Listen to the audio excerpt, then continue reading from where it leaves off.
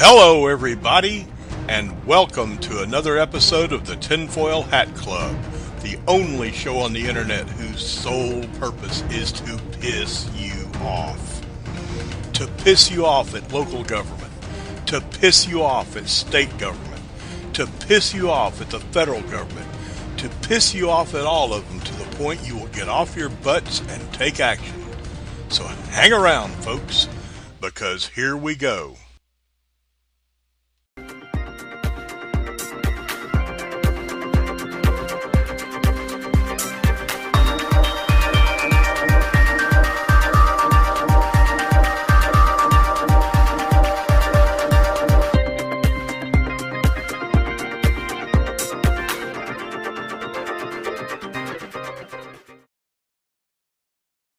Hello, everybody. How y'all doing today? Welcome to another episode of the Tinfoil Hat Club, where we try to make you mad enough to actually do something. You know, I take no pleasure in the fact that this is an I Told You So podcast. Well, that's a lie. I actually do like that it was an I Told You So podcast. The reason I like that it's an I Told You So podcast is because maybe, just maybe, this will be the one that makes you believe that you need to start paying attention. I don't know. We'll see. But anyway, today I want to remind y'all that it hadn't been that long ago, month or so, that in another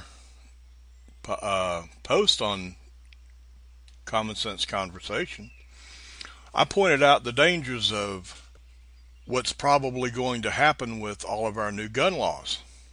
I pointed out that they're going to be trying to take them away. That one of the biggest reasons for this gun control push is not to make America safer. It's not to stop incidents like Sandy Hook. It's not to stop incidents like Aurora, Colorado. It is to take as many guns as possible away from the public, and the ones they can't take away, they want them registered right down to the little bittiest .22 Derringer, because once they have them registered, once they know who owns what they can't take away now, they can confiscate later. And they do want to confiscate the guns. I think they would prefer it to be sooner, but they'll settle for later. And if they have a list of who owns guns, later gets really, really easy.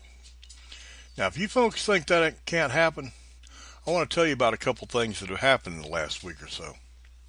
Article on March 12th from The Blaze. Yes, that's Glenn Beck's site, but you can go check things out yourself. It's other places on the internet. On March 12th, Glenn Beck reported that the previous week, the California Senate had approved $20 million that was to expedite the process of collecting guns from owners in the state who had legally acquired them but had since become disqualified due to felony convictions or mental illness. Now, pay attention to that mental illness thing. You'd be amazed at what qualifies as mental illness. Now, recently there had been a woman in California, in Orange County, California, who had voluntarily gone to a mental health center and had spent 2 days there. I don't know what it was about. I don't know if she was depressed because of postpartum depression. I don't know if she was upset because her husband didn't wash the dishes right, but she had voluntarily gone to a mental health center, checked herself in for 2 days, and then checked out. 9 armed officers from the state of California, bulletproof vests and guns drawn, showed up at her house one morning. 9. They showed up to confiscate her guns because she was mentally ill, because she had voluntarily checked herself in for 2 days to a mental health facility.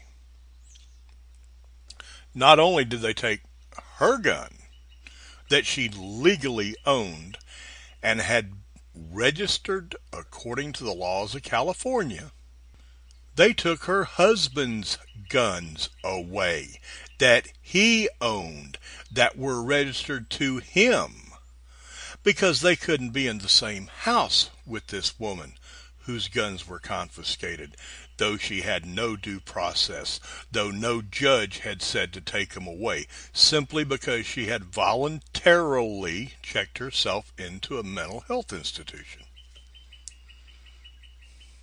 When they register your guns, they know where to come get them. That's why registration is dangerous. When the government decides to take your guns away, they know where to come get them. Just like Hitler did.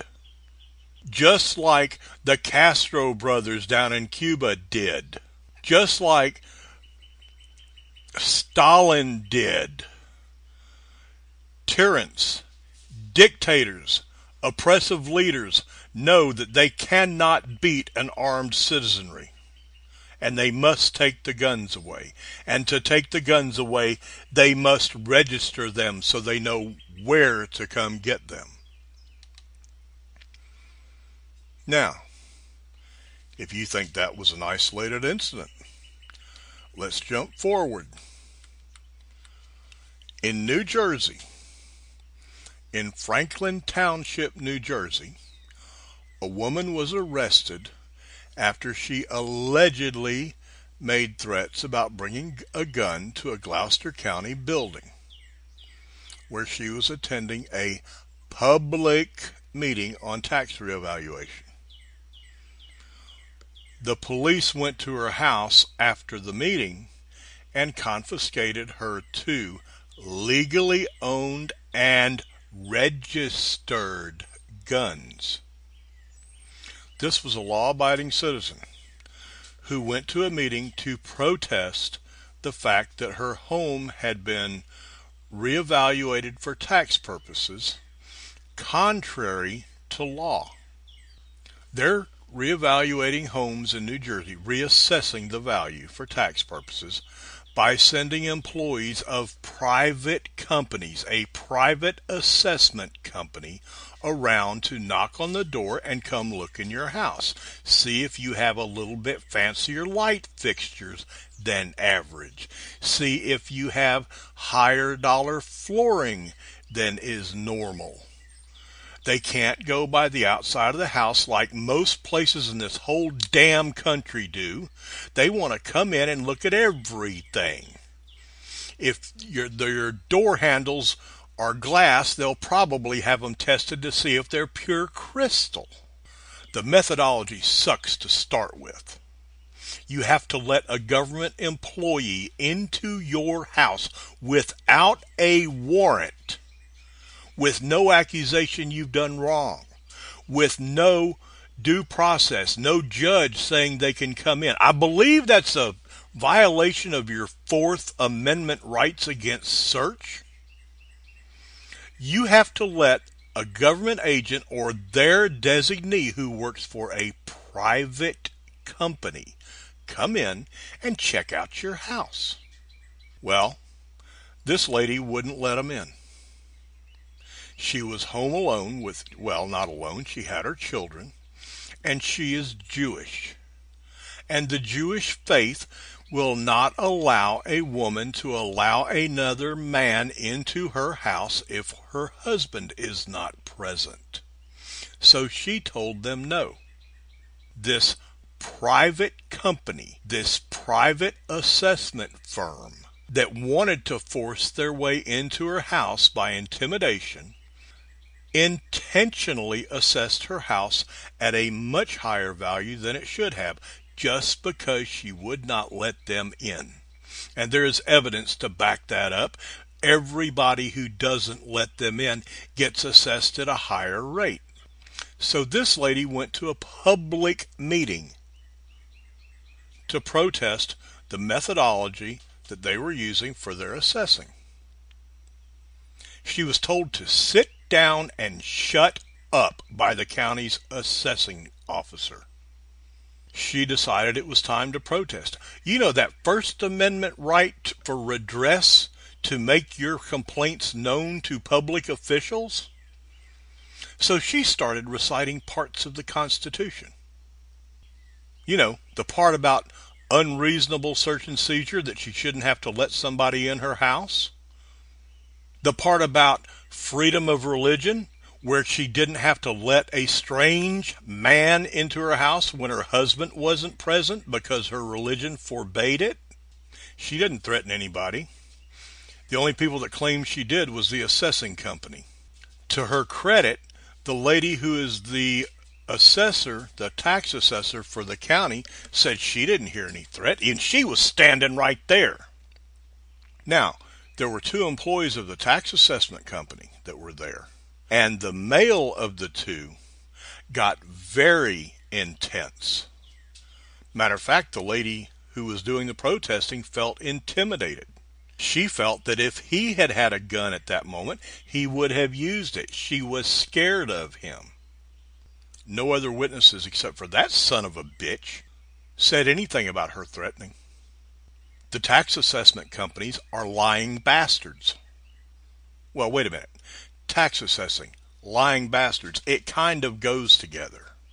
Well, the tax assessment company called the cops. The lady had left.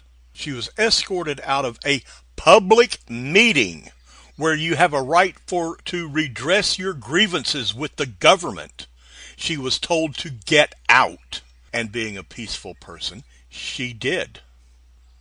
She left. The cops showed up at her house. She was arrested for disorderly conduct, arrested for making threats, and her guns were confiscated. Remember, the government knew where they were because you have to register your guns in New Jersey. And when you register your guns, the government knows where to come get them. They were taken for safekeeping until the dispute was resolved. The judge said she didn't have to turn them over.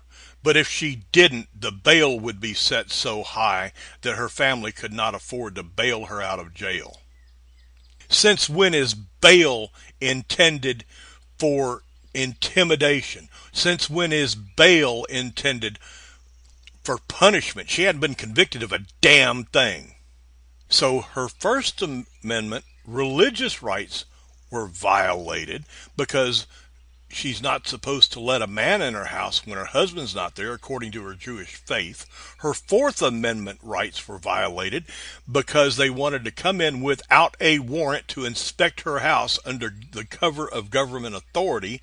And now her Second Amendment rights have been abrogated because some jackass in New Jersey does not understand the term, the right to keep and bear arms shall not be infringed.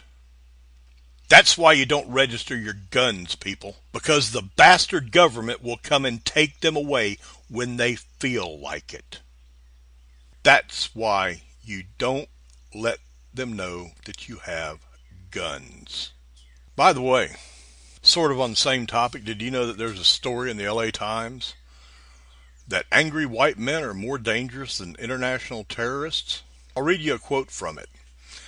There are, in increasingly frightening numbers, cells of angry men in the United States preparing for combat with the U.S. government.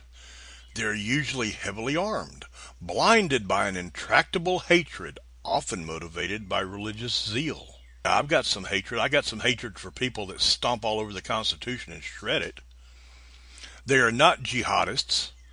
They're white, right-wing Americans, nearly all with an obsessive attachment to guns, who may represent a greater danger to the lives of American civilians than international terrorists. How about if you say that there's something wrong with the new Black Panther Party because they're black? You're a racist if you do that. But they can say that people who want to defend the Constitution, they're mostly white. Oh, by the way, they had a picture with the article. It was a picture of some people peacefully demonstrating against New York's new gun laws, holding up some signs that said they wanted to keep their Second Amendment rights. People, You better wake up. You really, really better wake up. Slowly but surely. That's how you cook a frog. That's how you do frog legs. Take some fresh frog legs, throw them in a frying pan, hot frying pan. They'll jump right out. You fry frog legs by putting them in a cool pan and slowly heating it up. They don't even notice. And that's what's being done to us. Slowly but surely, they're taking all our rights away. I read a blog called Godfather Politics, and they had an interesting little article the other day. It had a list of, the Homeland Security, or actually the FBI, published some pamphlets to distribute to people on how to spot a terrorist. And the list is interesting. Gas station attendants, they're told to look out for people who put gas in cans. I guess they suppose that everybody has a damn electric lawnmower, or they don't carry around gas just in case they run out. That they're not good Boy Scouts. They're not going to be prepared. Uh, Dive boat shops that rent dive boats, and I guess other boats too. They're told to look out for customers when a boat's rented for an extended amount of time. So if your company gives you 30 days off every year instead of 2 weeks, you better watch out if you want to go rent a boat. You're a terrorist. Banks need to look out for customers who deposit multiple checks. So if you happen to be a blogger or somebody who has multiple streams of income and gets multiple checks, you might be a terrorist. Of course, hobby shops are told to watch out for people who have an unusual interest in radio-controlled airplanes, remote-controlled airplanes, because then, if you're a hobbyist, a really intense hobbyist, I guess nobody with the FBI ever had a hobby that they were passionate about. Because if you're passionate about your hobby of remote-controlled airplanes, you might be a terrorist. I'm not going to go through this whole damn list. It's too long. But there'll be some links at the bottom of this post. They're really interesting. Last but not least, folks, I've told you before that I think that our president is a narcissistic, arrogant, conceited bastard who wants to rule the United States, not lead it. And he proved it the other day. Went to a meeting with some Republicans. Republicans were paying for dinner, by the way. That cheap son of a bitch wouldn't reach in his pocket for anything. At the dinner, and there will be a link to the article on this as well. It's from the Daily Caller. At the dinner, it was a really, really good dinner. They had let's see, what all did they have for dinner? Wild blueberry pie full of antioxidants, little ice cream on the pie.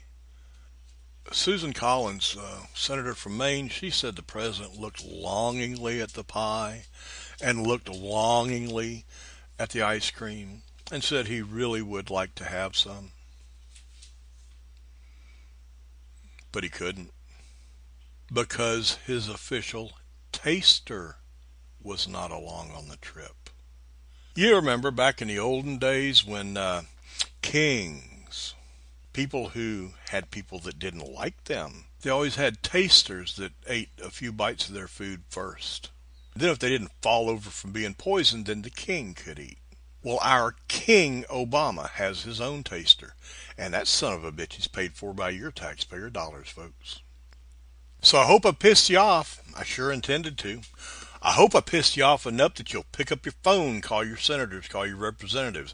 I hope I pissed you off enough to stay on your local county, municipality, parish, township governments to start paying attention to your rights and to the Constitution. I hope I've really pissed you off this week. And I'm going to wrap it up right now. And just remember, every time you see a government official, every time you come face to face with somebody that draws a government paycheck, you get hold of their hand real tight when you shake hands before you depart them. You hold their hand real tight where they can't get away till you're done. You look them right straight in the eye and you tell them, hey, buddy, don't you ever forget, we don't work for you. You work for us. So y'all have a good day. You have a good week and a good weekend. And I'll see you next week. And don't forget, don't ever forget, y'all come back now. You hear?